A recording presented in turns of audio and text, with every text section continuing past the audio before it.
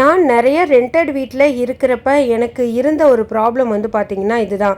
ஏன்னா நம்ம எல்லா இடத்தையும் வெளிச்சமாக வச்சுக்கலாம், ஆனால் நம்மளோட பெட்ரூம் வந்து ஓரளவுக்காவது கொஞ்சம் டார்க்காக இருந்ததுன்னா தான் நமக்கு நிம்மதியாக வந்து தூக்கம் வரா மாதிரி வந்து இருக்கும். பகல்லலாம் படுக்கிறோம் அப்படின்னாக்கா அது ஒரு பெரிய ப்ராப்ளமாகவே இருக்கும்.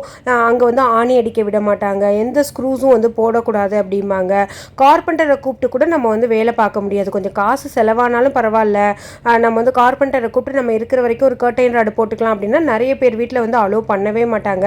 அப்போல்லாம் இந்த மாதிரி ப்ராடக்ட் இருந்ததா அப்படின்னு சொல்லி எனக்கு தெரியல. ஆனால் என்னோட நாலேஜுக்கு இப்போ வந்த உடனே நான் முன்னாடி ஃபேஸ் பண்ண அந்த இஷ்யூ தான் எனக்கு ஞாபகம் வந்தது. சரி ஓகே, இதை ஷேர் பண்ணலாமே அப்படின்னு சொல்லி தான் ஷேர் பண்ணேன்.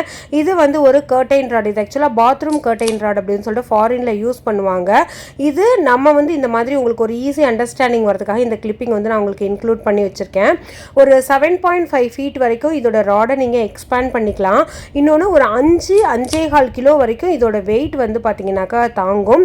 நல்ல ஹெவி கர்டைன்ஸ் கூட யூஸ் பண்ணிக்கலாம். நீங்கள் ரெண்டட் வீட்டில் இருக்கீங்க அப்படின்னா நீங்கள் வந்து யூஸ் பண்ணிக்கலாம். இல்லை பேச்சுலர்ஸாக இருக்கீங்க, ஒரே ரூமில் ஸ்டே பண்ணுறீங்க, ஒரு பார்ட்டிஷன் மாதிரி இருந்ததுன்னா நல்லாயிருக்கும் அப்படின்னா இந்த ஒரு ராடு ரொம்ப யூஸ்ஃபுல்லாக இருக்கும்.